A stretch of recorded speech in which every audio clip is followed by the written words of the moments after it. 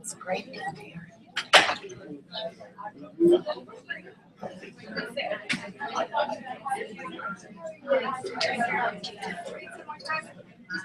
Okay, yeah.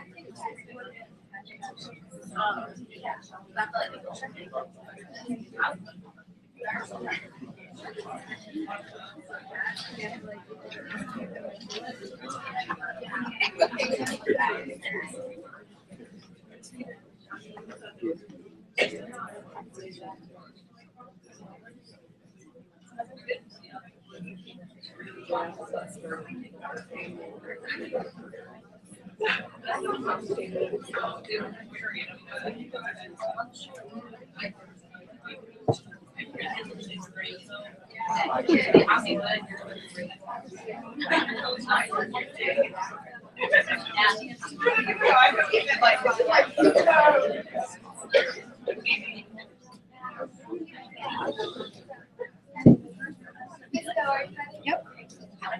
Hello, everyone. If you don't know me already, my name is KHill, and for our BRBGS senior project, I did mine on children with special needs.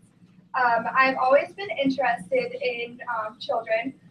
This interest came along with my mother working in pediatrics in the medical field. She also was a daycare provider, so children have always been in my life, and I guess I just have an interest with it. A friend came to me and asked me if I wanted to work over the summer at a special needs summer camp. And I actually went there and met a medical liaison, which became my mentor there at camp, and her name was Ellie Goldston. And there at camp, I worked as a student medical staff provider and volunteered. The Camp Holiday Trails is special because what they provide is for kids with special health disabilities. They're able to go there and have all their medical needs provided. There was very common our first week of camp, a lot of diabetic patients. So every 2 hours, I, as a medical staff, had to go around camp and check insulin levels and sugar. We also had to check up on the kids around the camp with any anemic.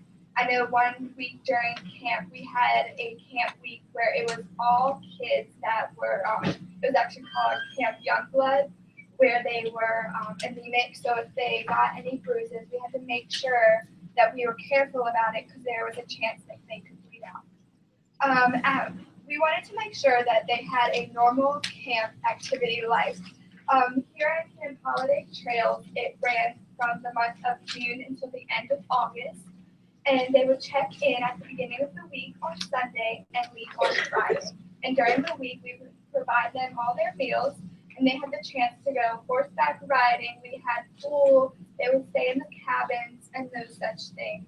I was there at camp daily from 8:30, and I was there at their breakfast, so they were already in the dining hall when I got there. And I stayed with them all day until I left at dining hours, which was at 6 o'clock.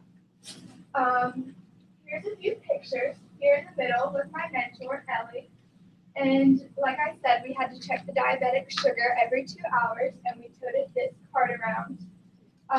We would have their meters in that cart as well for their insulin pumps. Some of the children had a pump pod attached to themselves. We had to go by pool because if that pump became disconnected, we would have to change that out. A pump pod is just a direct link on their bodies that after, or if their sugar got low, it would automatically calculate that and would put the insulin straight into their bodies. And with other disabilities there at camp, which we also had a girl that had cystic fibrosis there on the right side corner. She had a lot of different medications, and every time she would have a meal, she would have to take medication, so we also tutored that around in the cart. Here's the entrance of camp, and we have angels every night of the week. They would stay up all night long and go around the cabins to check sugars. There's med corner, where the medical staff would stay during the week, so they were available at all times. Here's one child taking his insulin shot.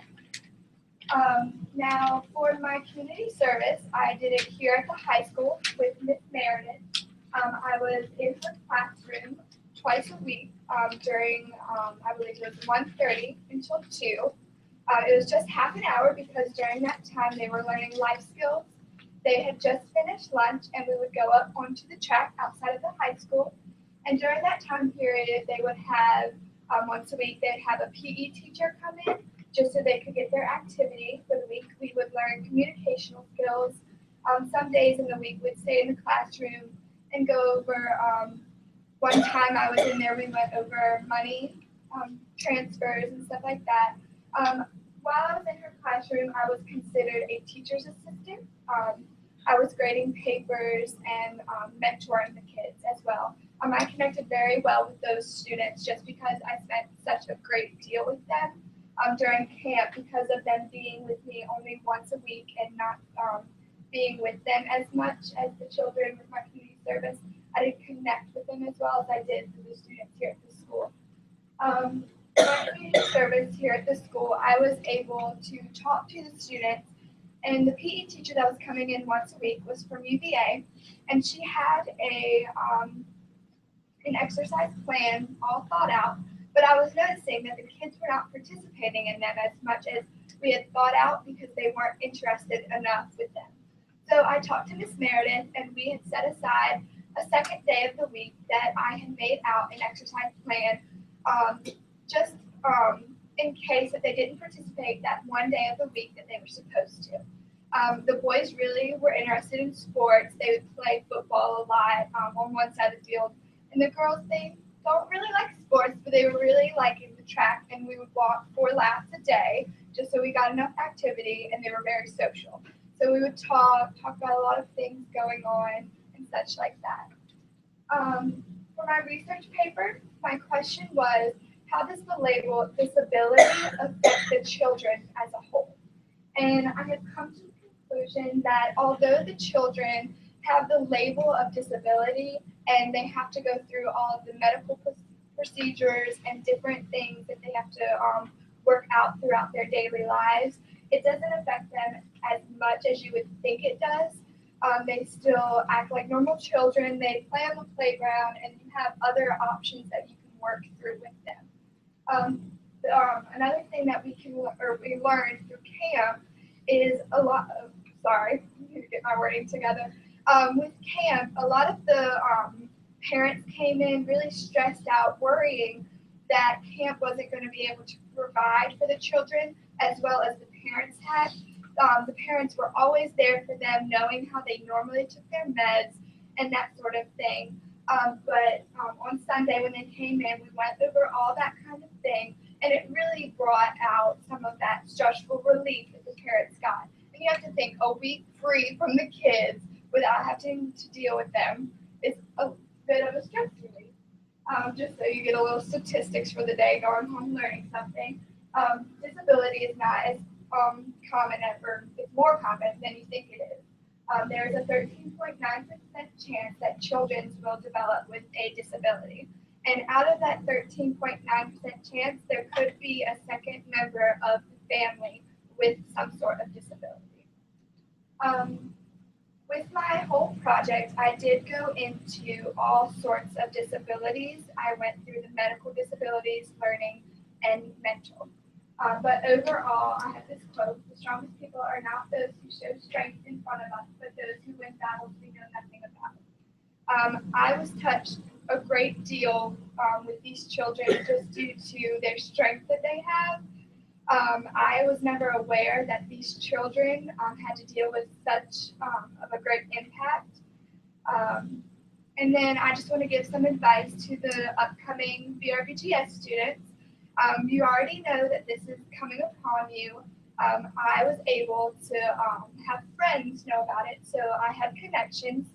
Let people know that you're looking for stuff. They can help you get in contact with people, know how to communicate with others. You're going to have to call over the telephone, email people, and you might not get communications back. So don't narrow the communications.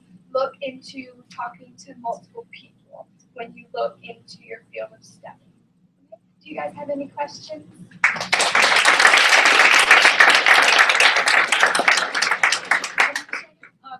Clearly you love working with children and those with special needs. Do you have a specific area of special needs that you've done more research with or had more experience with, like here the diabetes and the other? Is there an area that you'd like to take it further? I really like the learning disabilities because it's so well hidden. A lot of people have those disabilities and you're not fully aware of them. You can go into it and there's a lot of programs that can be based upon those that they can go into, and they need a little more help than others sometimes. But as Ms. Meredith's classroom, she has a lot of work that has to go into lesson plans. And I really like the thought of sitting down with the kids and teaching them all the stuff that they need to learn. Any other further questions? Did you find a particular age group? I really like working with kids 4 to 8 just because they're not young where they're starting to develop their thought process, but they're young enough where they can have some influential. Do you see yourself maybe pursuing this like from an educational point or maybe from like a counseling point as a career? Yeah. After graduation, I plan on going to college, majoring in biology, and I really want to go into pediatrics in the medical field. So I want to go into medical field and becoming a pediatric surgeon. So not sure if it's going to be in special needs, but something along those lines. So 10 years from now, where do you see yourself in from your internship or from your I'm not aware if I will be pursuing the internship in special needs, but I do hope to be in the medical field, as I said to Dr. Rita, hopefully a pediatric surgeon, close to it. This upcoming summer, I will be returning to camp, so that may be a reoccurring thing. I may still be there. Anyone else? Thank you.